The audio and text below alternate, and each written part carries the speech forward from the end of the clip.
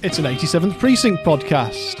This is the only podcast in the world dedicated to Ed McBain's seminal series of police procedural novels, which began in 1956 with Cop Hater and ended in 2005 with Fiddlers. There were 55 books in the series, and today we're looking at book number 52, which is Fat Ollie's book. I'm joined, as ever, by my associates, Mr. Morgan Brown. Hello. And Mr. Stephen Royston. Hello. And I have some admin information for this episode in that we have changed podcast hosts. We're now hosted by Anchor, and if you're hearing this, then everything's all right, essentially. And if you're not hearing this, then well, what can I do about it? It just doesn't make sense, does it? Are you trying to mimic Ed McBain there in changing publishers all the time? Let's say I am. Right, okay, that's fine. Yeah, that's a good reference, that. But no, the reason I have moved us to a new host, especially given that we're so close to finishing the 55 books of the series, you know, we're but 3 books away after this one, is that Anchor doesn't cost me anything to host it on, whereas the other one does. I suppose the possibility is after we finish the main range, we may come back and do some specials for bits and pieces. But if we don't, I don't want to be paying for hosting for things. And I want to make sure it's always there for everyone to go back to as a resource, in case they need to hear 3 northern British men talking about some books and things. Well, it'll be a resource that's there forevermore. For the ages. Yeah. Absolutely. Yeah, so anyway, if anyone notices anything unusual about the podcast feed, or you can't find it on your usual player, and you've found this somewhere else and you're listening to it, then just drop me a line on Hark87podcast at Gmail or Twitter or Instagram or Facebook. And yeah, so there we go. That's all the admin information here.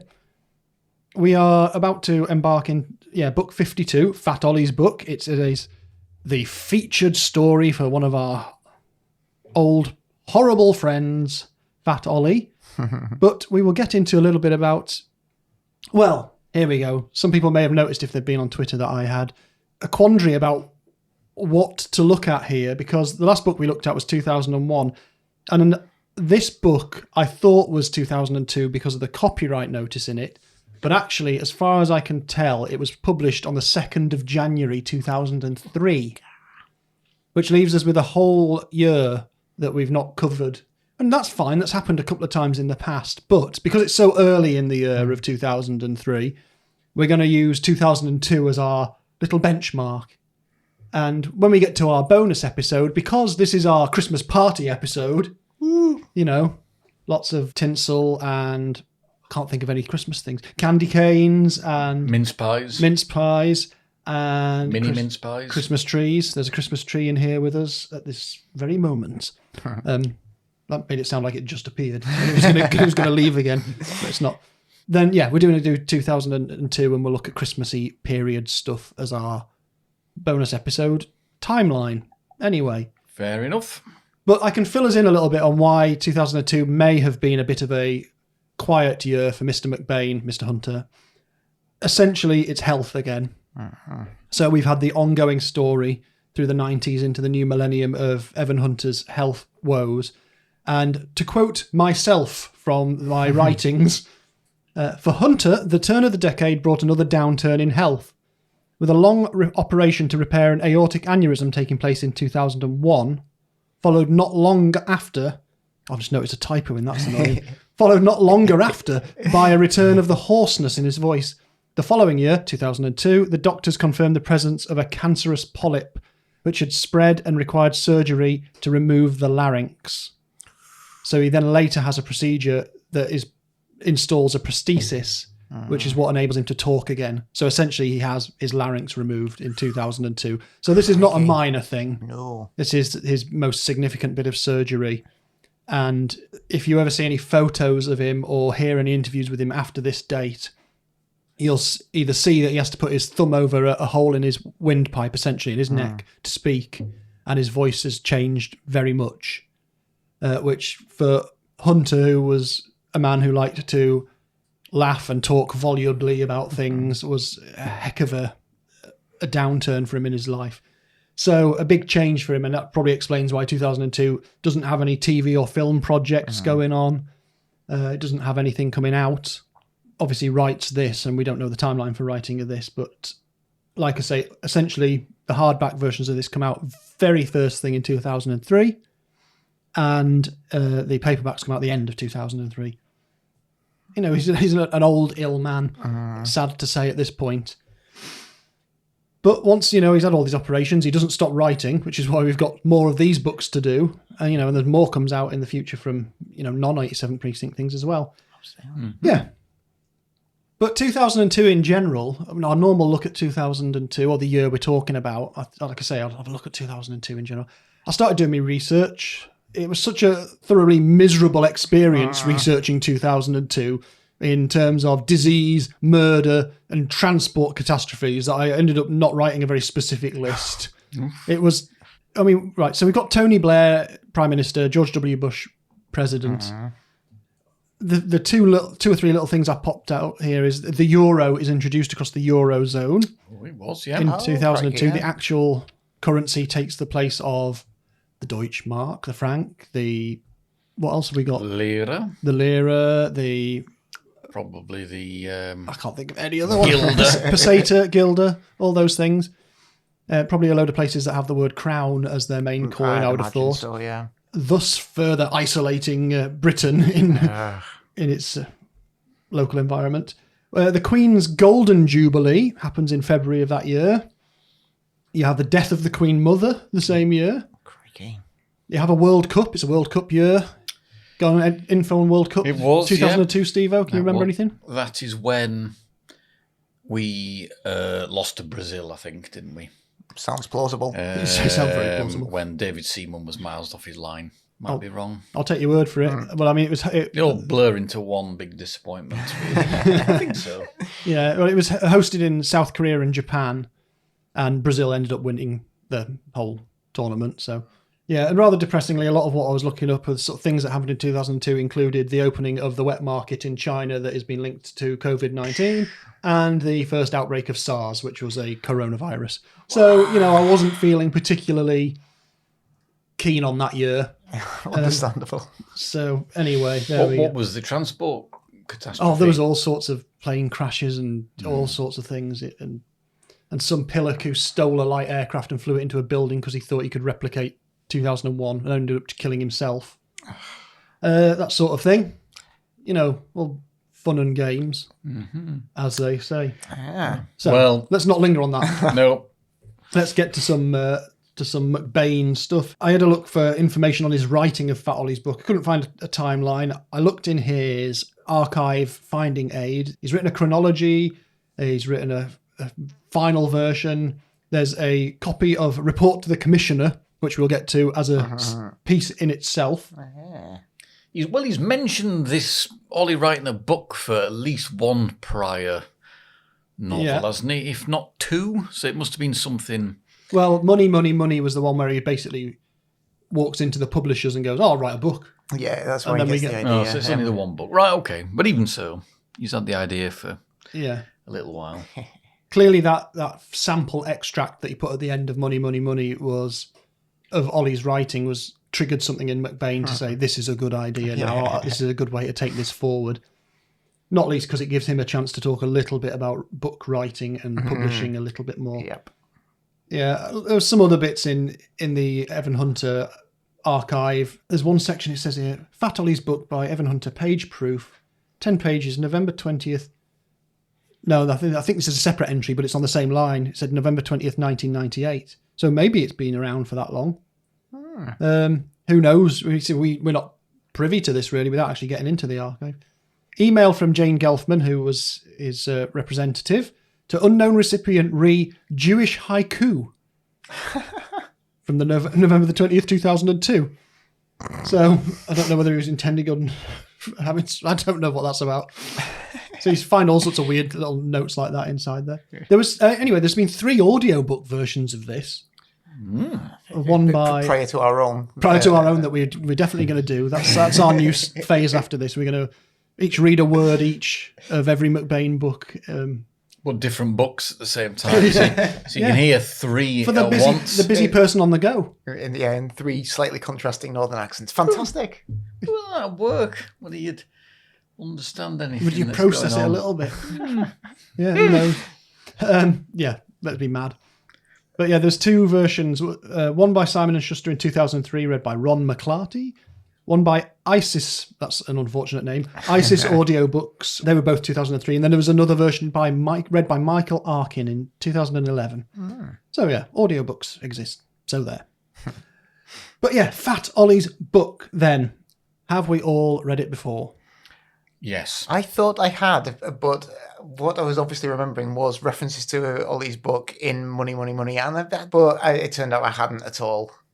So, right, okay. So, the first thing I'm going to say is, whilst it's called Fat Ollie's book, is also a fairly fat book as well, isn't it? It is quite fat. The paperback, we've all got paperback editions, is fairly chunky. It is. So, yes, it's a fat book. Fat Ollie's fat book is what we've got here. So, Morgan's a first-time reader, to his surprise. Yeah.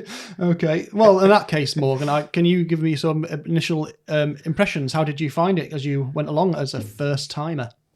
It's good fun, isn't it, really? I mean, it's always pretty enjoyable when Ollie's involved, because you get the impression he's become a favourite character for McBain to write by this stage. So you can kind of tell he's having a bit more fun sometimes when he's writing Fat Ollie than some of the other stuff. And obviously, Ollie's own writing style is enjoyable to read as well.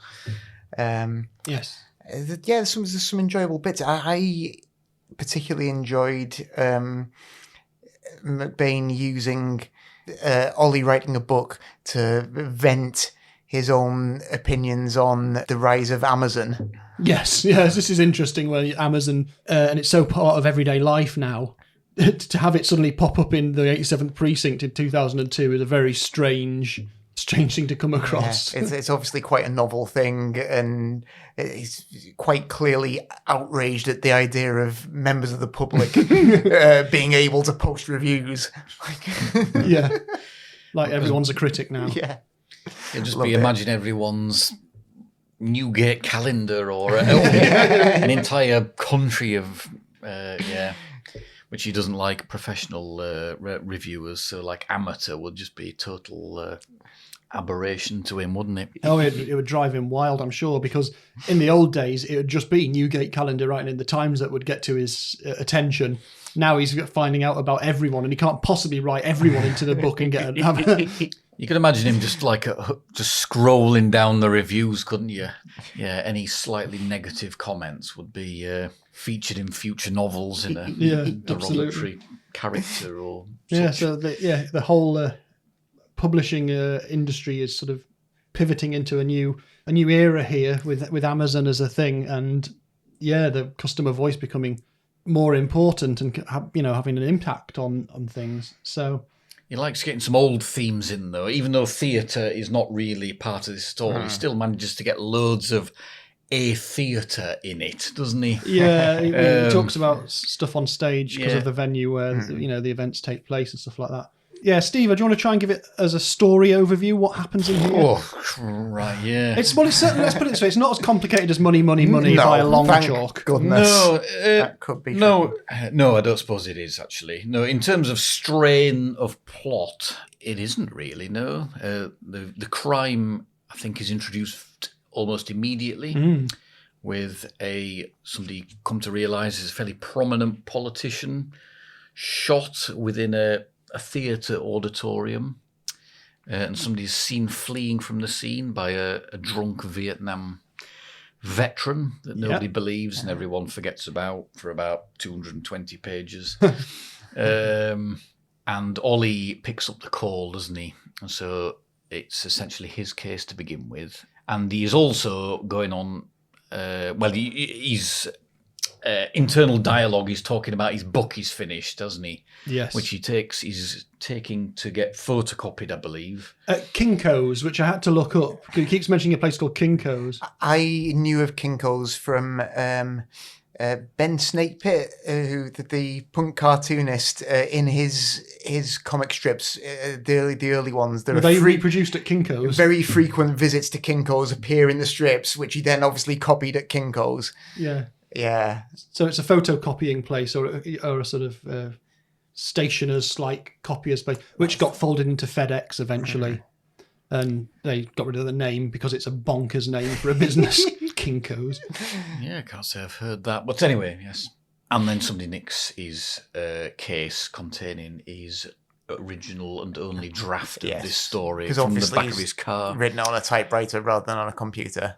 So he skillfully kind of pretends to his superiors that this crime is somehow related to the other crime, enable that he's kind of able to spend a lot of time investigating the loss of his story, whilst at the same time investigating the shooting of the politician. The majority of the book is taken up with those dual pursuits. Now, the 87th are dragged in that this politician lived in the Smoke Rise, the posh bit of the 87th precinct. I haven't seen.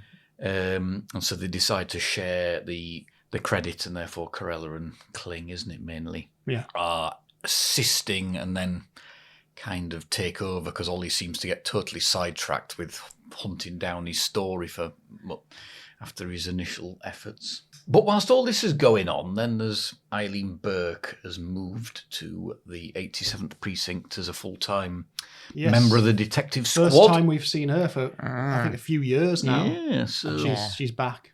And she's immediately partnered with Parker on some sort of drugs bust that you don't really get too much information about initially, but slowly and surely it finds its way into the main plot of the main story by another character who is the person who has stolen the book from Ollie, who is reading this book and believes it to be a work of non-fiction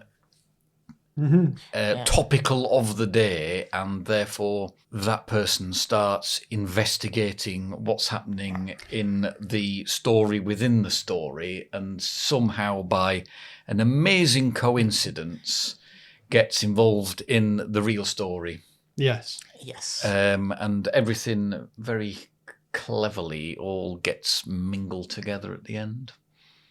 Towards the end, So, the plot mechanism is very clever, actually. Yeah. So the actual investigations themselves aren't necessarily super complicated, really, but it's more the crafting of the story. Yeah, the way neatly done. The way the different elements kind of dovetail together in a hilarious and improbable manner. Is quite fun, isn't it? Yeah, and with Ollie's book being written in the form of a police report, sort of. Yes, it's given the really naff title of Report to the Commissioner, and that's what it purports to be, by a detective who is very similar to one of the detectives in the story who's investigating trapped in a basement somewhere. Yeah, he's taken enough elements from real life that it's easy for the person who finds the book to just assume that it's everything's just a code for something in real life, because it kind of is. Because he hasn't really bothered to change that many things that much. But the book that's written by a fat Ollie is incredibly funny, though, to read. I absolutely loved those bits as well. It's hysterical. And, aside from the story, it's very, very... It must be one of the funniest, like proper many total laugh-out moments all the way through, I thought. I think it's the peak of his comedy books, really. I mean, you have to balance that against a lot of the comedy comes from Fat Ollie, and you have to remember you're not laughing with him, you are laughing at him because he still is an absolute bigot, but we're moving him down a path to something different in this book. We see the seeds of his redemption to some extent, maybe. The bigotry is definitely toned down, certainly more as the book goes on, and he's kind of like slight daftness is kind of revealed for what it is, really, I suppose. Yeah, there's a couple of very telling moments about his character in this, I think, and that's very cleverly done. Yeah, it is. It's a fascinating way to use this character who is horrible and make him, I'm not going to say appealing, but, he's appealing within the story. Yeah. He's not an appealing person. He's appealing to read about, isn't he? Yes, very much so. Because he's interesting and just seems to attract ridiculous things happening, more often than not, are of his own making in some shape or form. But But as we've always said, he remains a good cop in terms of his tenacity to actually get something done, to get a result. And he doesn't do it in the manner of Parker. He's not the sort of person who would smash someone's face in. No. No, I mean, he'd be massively insulting to them and quite threatening, but he's, Well, the biggest difference, like Parker's incredibly lazy, isn't he? Where Ollie is anything but lazy. But there's that passage where they go to the scene of he takes Corella to the scene of the crime, doesn't he? And Corella just feels sorrow and sadness. Yes. And then it says, but Fat Ollie just sees a puzzle to be solved. Yeah. And that is the fundamental difference of their two characters. Because Fat Ollie couldn't care less about this dead politician at all, but he's absolutely, definitely determined to find the person who did it, nonetheless. Yeah. Equally as determined as Steve Carella. So they've just got their totally different, coming from it, totally different. And of course, Carella is bound to Ollie by the fact that he saved his life twice in the previous book.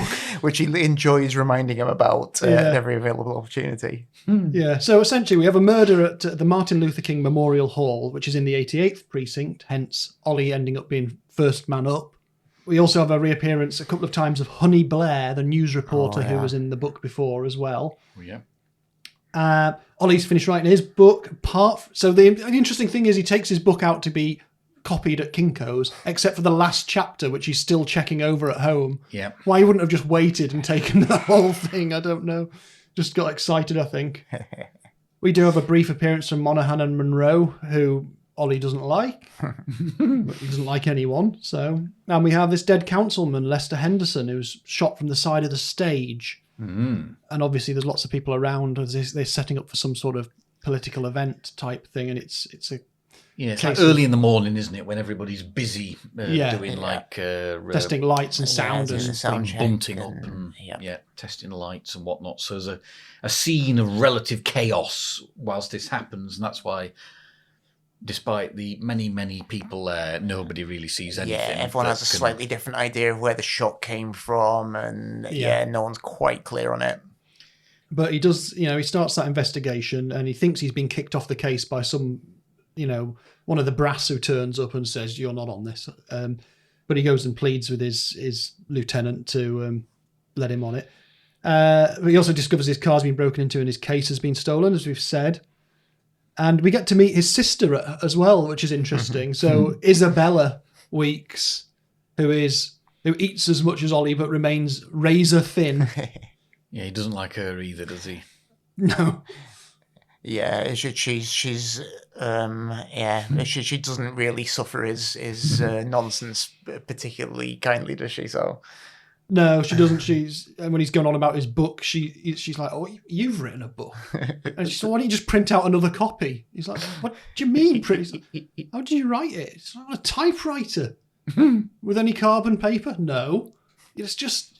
And she makes sort of little sly digs referring to him as Nora Roberts and Mary Higgins Clark, both of whom were, Nora Roberts was a romance and crime writer, apparently wrote hundreds of books, was even more prolific than McBain. And Mary Higgins Clark, who wrote suspense novels, was born in 1927 in New York, so they were contemporaries, essentially, anyway. There's talking about him writing on the typewriter, because he goes on about the style of writing it like a police report, although not in triplicate, although in hindsight he wished he had written it in triplicate. I did look for a couple of links to these references, Nora Roberts and Mary Higgins Clark, and the one thing I do know is that Mary Higgins Clark and Ed McBain at some point were using the same researcher. So there's a chap called Daniel Starer, or Starer, it's Starer, Starer, I don't know, who used to be a researcher for novelists, and so he used to do research for Ed McBain, and he used to do research for Mary Higgins Clark. So there's a link there. How on earth you become a researcher to novelists? I think it's a writer who, sort of broadened their portfolio to doing research for other writers. So I don't know if he's still going. The website, I must say, is a little old. But there is a website called researchforwriters.com that has this information on it. But yeah, the 87th Precinct gets dragged in, as we've said, because they're up in Smoke Rise, and we have a nice reference back to King's Ransom, a story from 1959. Yeah, it's nuts, isn't it, when you're referring to books, entries that much older. Like half a century ago. Yeah, so the casual reader wouldn't have a clue about what that is at all. But we get to go to a lot of restaurants, cafes, diners with Ollie and witness, via the eyes of Corella and Kling, watching him eat. Lots of eating, yeah.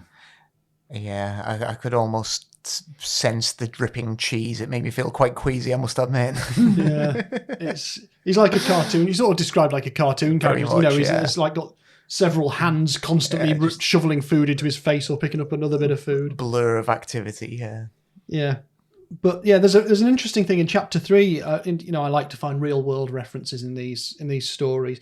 In Chapter 3, when Ollie's taking Corella to have a look at the hall, and we have that bit about sadness against puzzle solving. Yeah, he does mention about the fact that there's cops stood around because they're really aware that there'd been a series of assaults in Grover Park the year before, and I thought, well, that's surely got to be akin to something in the real world. And so from this article that I've got here is from, I think it's from a couple of years before, so from summer of 2000, an article called "The Outrage in Central Park."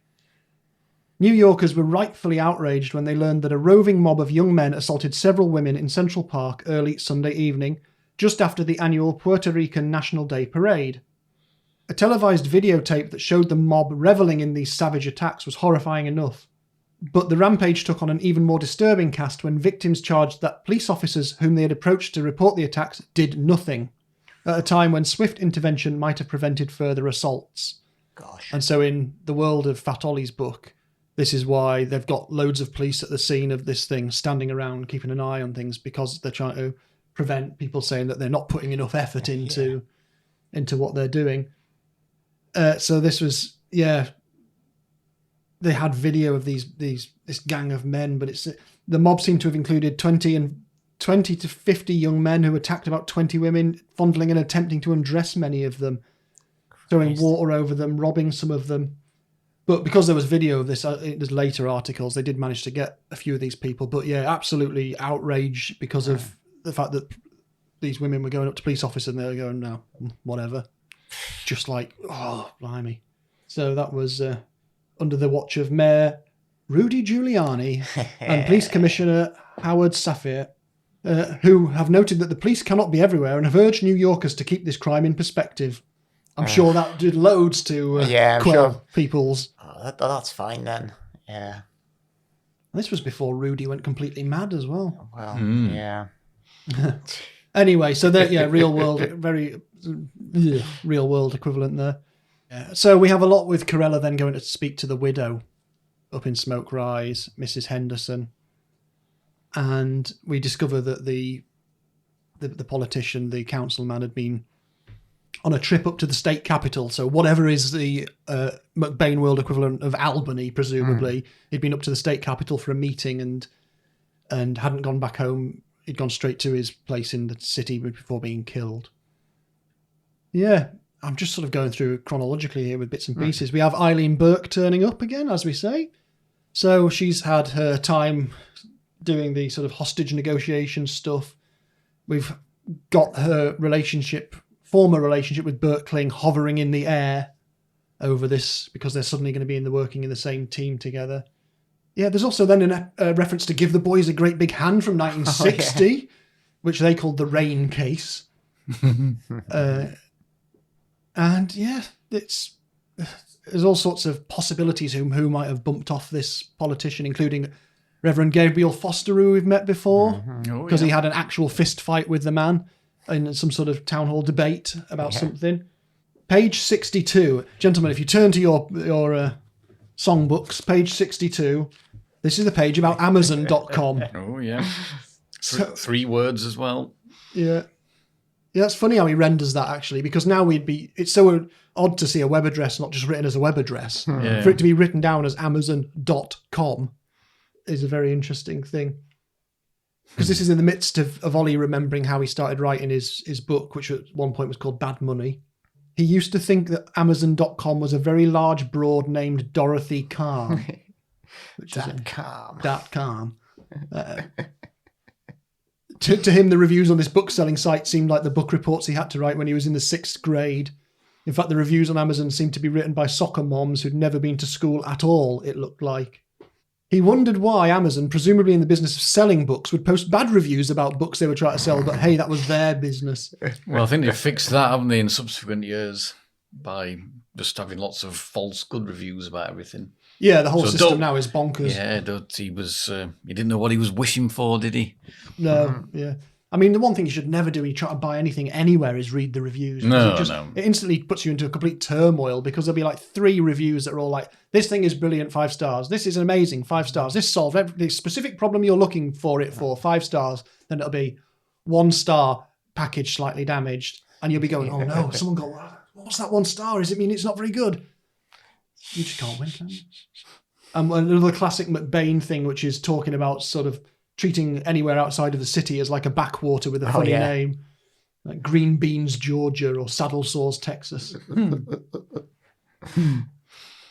And yeah, but that's what I like about this, Morgan, is that bit where he goes on then to talk about the language that you to write the book in. Because Ollie's book is written in a particular sort of language. Yeah. You know, it's supposed to be first-person perspective of a female character, it turns out.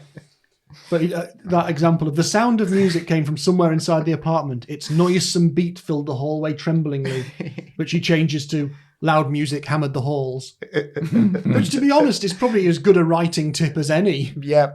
You know. Well, he has the pretend writing tip, the writer's guide that he gets from this publisher, doesn't he, later on? Oh, yeah. That it kind of... Yeah, all the things that your story must do. Yeah, the thing you've got to have the ticking clock and the jeopardy and the a female character, and he's just basically ensured he's ticked all these boxes. Yeah, sometimes in a kind of just sort of specifically writes in there that the clock was ticking. yeah. But I think that's come from, so McBain's early career before he was a famous writer, he was an editor for the Scott Meredith agency, an agent there, and I'm pretty sure that this letter that Ollie's received from the fake publishers, Wadsworth and Dodds, from the book before, that's got these 7 points that you must put in every book. I reckon that's probably cribbed directly from the sheets they used to send out to authors in the 1950s. That sounds entirely plausible. I've definitely read a few biographies of sci-fi writers from the era that tell you about having that kind of formula that they've. Well, many of them would have come through Scott Meredith as well, Absolutely, and had their stuff published through them to magazines and stuff like that. So, yeah, I've no doubt he was very well versed in that, which would either have been in the Scott Meredith book, which they tried to encourage, wannabe authors to buy, or just their general fact sheet they would send out, to try and get them to then buy the book. Send $5 or whatever it would have been at the time. The most astonishing thing about the book, though, is it's written from the perspective of a female detective. And you couldn't really think of a character more inappropriate to do that than Fat Ollie, really, could you? Well, I think this is part of his redemption, isn't it? It is, yes. It's the fact that he tries to disguise himself.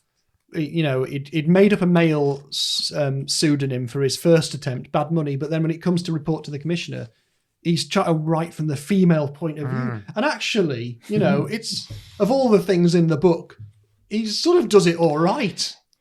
Yeah, he gives it a good shot, doesn't he, really? I mean, there's... Although his female character is always noting and commenting on the female form of any other female character, but not the male characters, which is quite funny. Yeah, I mean, I think perhaps McBain's also addressing some of the criticisms towards him as well by doing this in Ollie's voice as well. Yes, like I think it's very knowing. Yeah.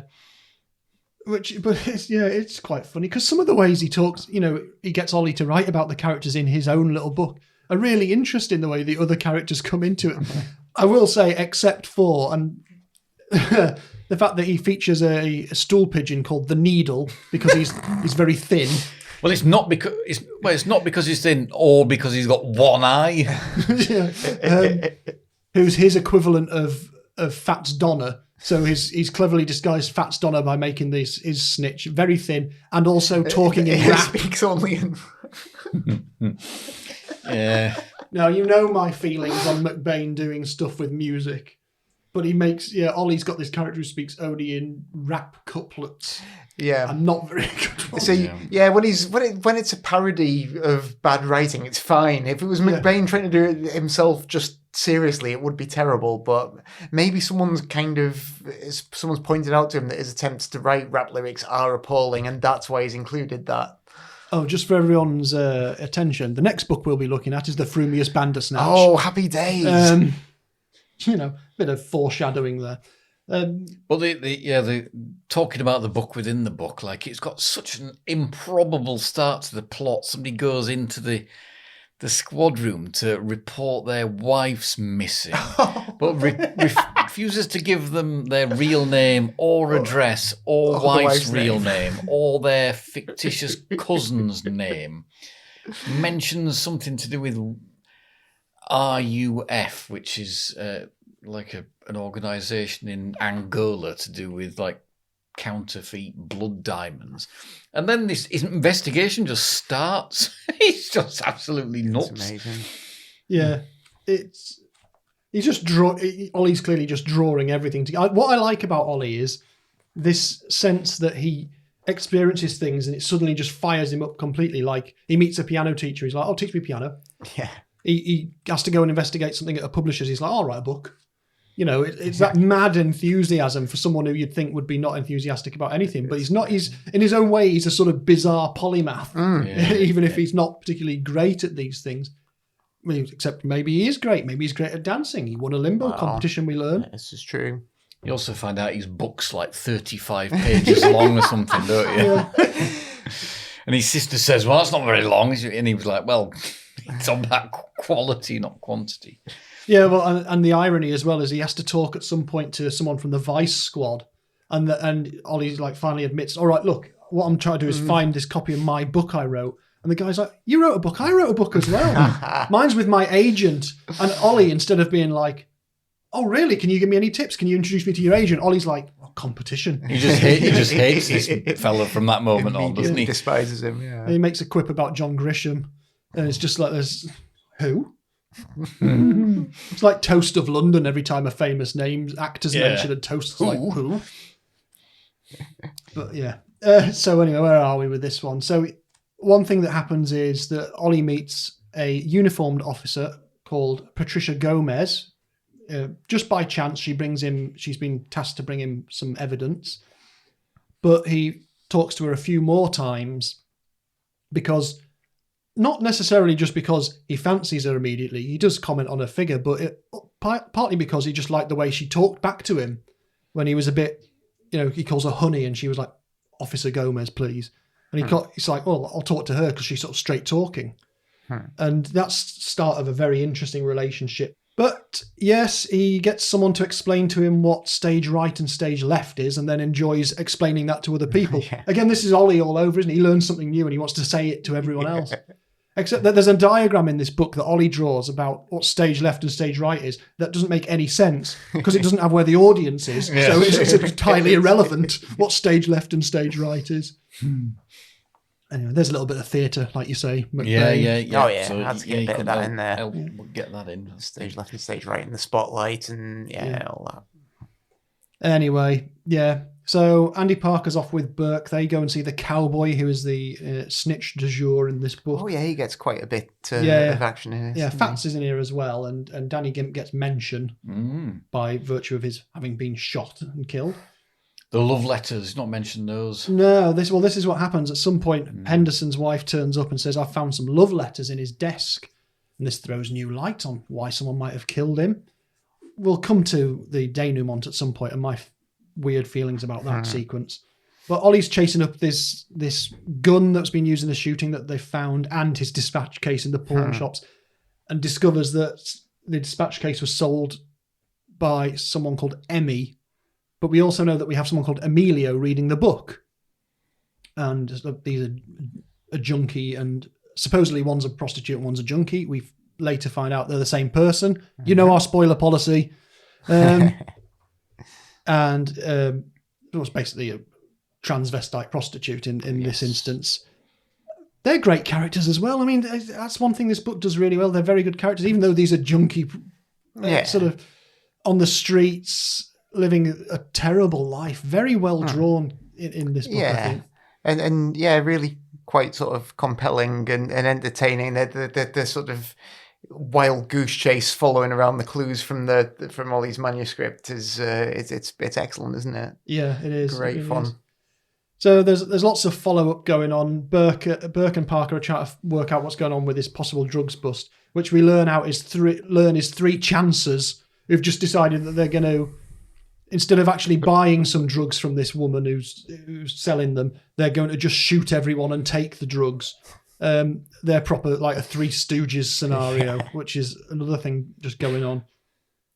But it, like you say, weirdly, everything starts to dovetail around the description of Detective Olivia Wesley Watts in Ollie's book and what Eileen Burke looks like in real life as well. Yeah, so the one clue that they get of where this potential basement that the fictitious detective is, it's in a basement of an Irish bar 2 blocks from the precinct station, and that's where that is the point at which the book and the book within the book overlap, isn't it? I don't think it's in the basement of the bar, but the bar is where a lot of there's some reference to a bar where people are meeting and talking because they know the basement's. Well, I think, and then they go to the bar and overhear about Emilio's friend overhears about the drugs bust, and then they see Eileen Burke coming out, and that's where all the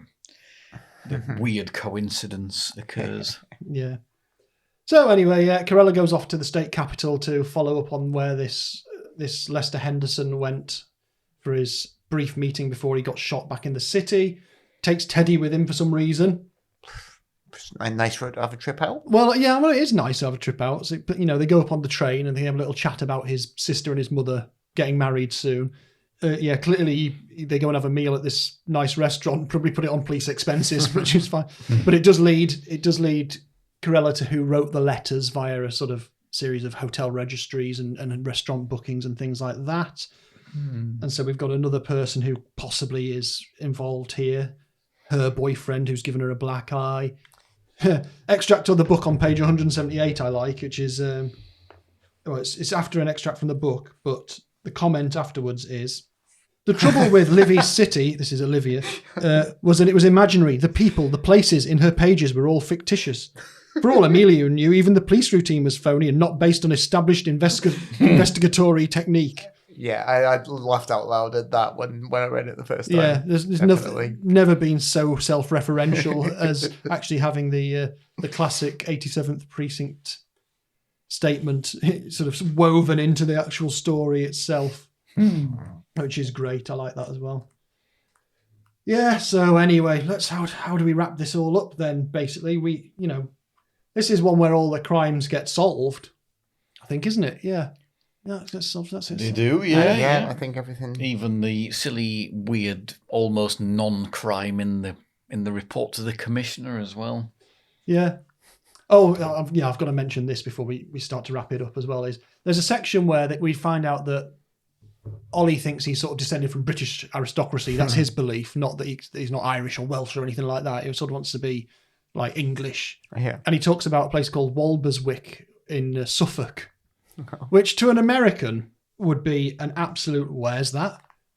To someone who lives in England, you ever heard of Walberswick?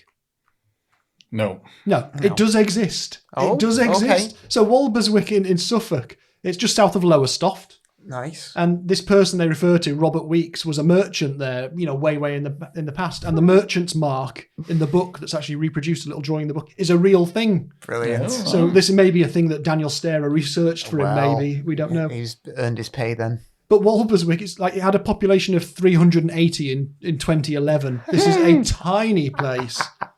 And the fact that it's turned up in a 87th Precinct story in reference. That is nuts, yeah. Even more nuts is Walberswick loads of celebrities have lived there.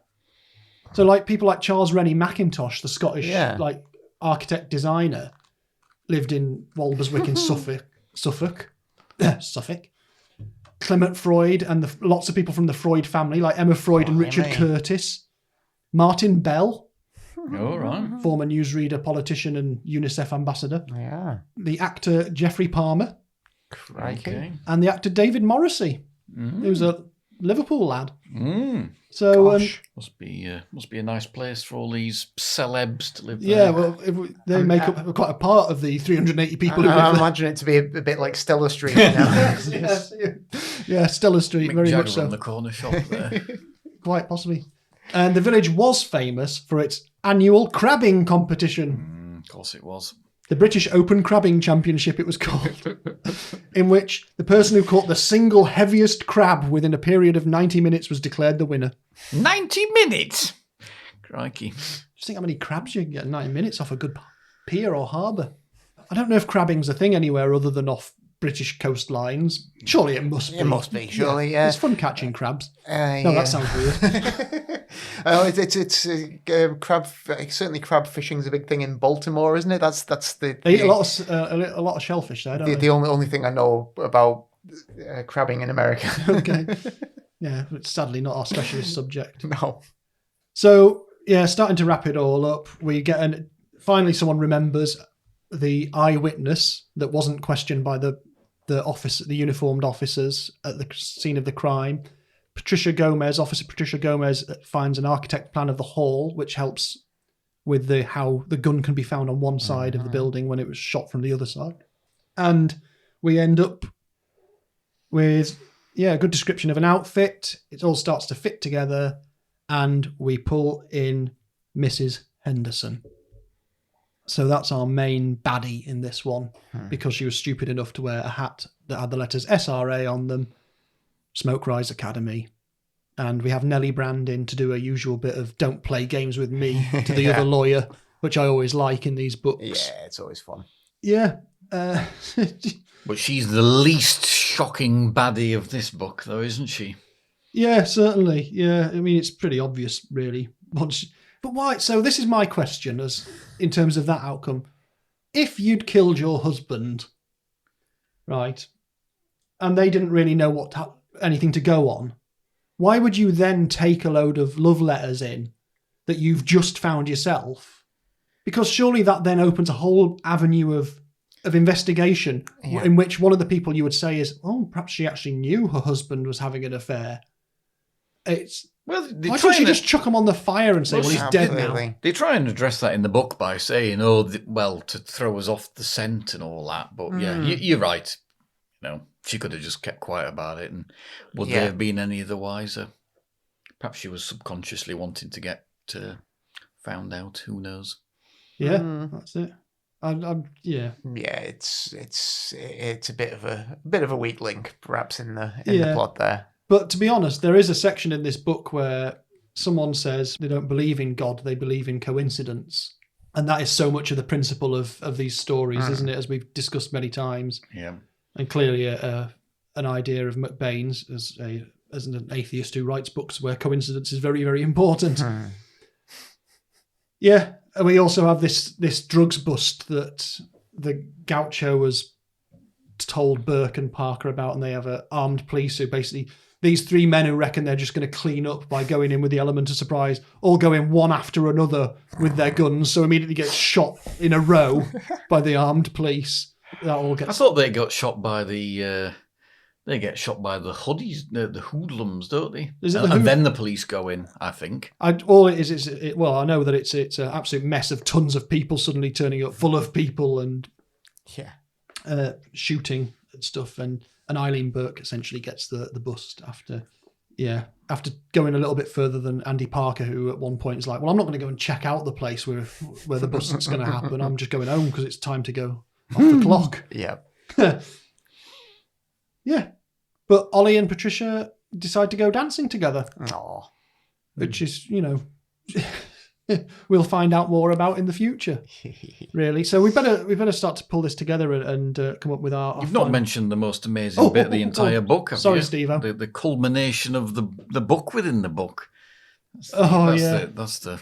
I suppose the thing is, so in their little fevered minds, little junky minds, Emilio / Emmy and his friend Anya turn up at this drug scene thinking they've figured it out, and they think that Eileen Burke is Livy, and it's the rushing over to her as she comes out of the scene to say, "It's all right, your secret's safe, I've burned the book."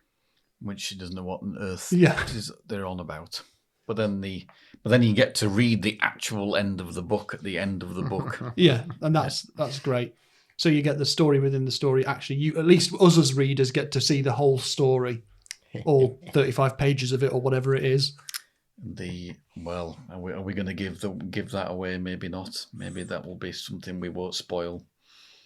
Truly shocking it is. Yes, it is. I mean, he's got the seeds of an idea, Ollie. There, he's just written it at 35 pages and thought that'll do.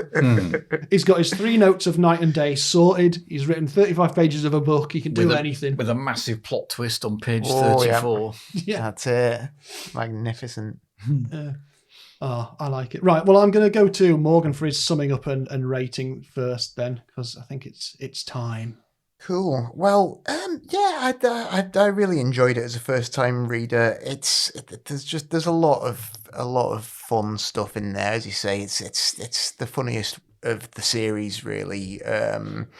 There's a couple of implausibilities as we've noted, but I think just the tone of this is such that you don't necessarily mind that too much. There are others where you've got a bit more of a somber tone. If you have like a big glaring coincidence or something, it can seem a bit jarring. I think this one's kind of it's quite a comic caper anyway. Yeah, so, I was just going to say that we haven't said the word caper because there is literally a caper in it. The 3 men with the drug bust are setting up their own caper. Yeah. But the whole thing, like you say, it's got a caper feel to it, hasn't it? Yeah, I was very into it. I was very happy to read it for the first time. I'm going to give it a hearty 84 police shields. 84, brilliant. Okie dokie. Steve-O. Yeah, I think you're right there. Like big implausibilities annoy you more when you got much more of a serious tone, and the book's trying to not just McBain, but any plot's trying to be very clever, and then when you think, well, actually that all revolves around like a really daft implausibility. This you couldn't care less about that, really. No. So yes, I would concur with those comments. Well, yeah, I think this is an absolute top draw one, like one of the absolute best, like the later, certainly. So I think I would probably go 91. I think. Wowzers! I think it's a very good entry. Well, my summing up, yes, broad strokes, I agree with you both there. I mean, I think, looking back a little bit, there's a certain amount of having your cake and eating it too with having a character like Ollie who does so many bigoted things and being able to sort of say, oh, well, he's a character who's bigoted.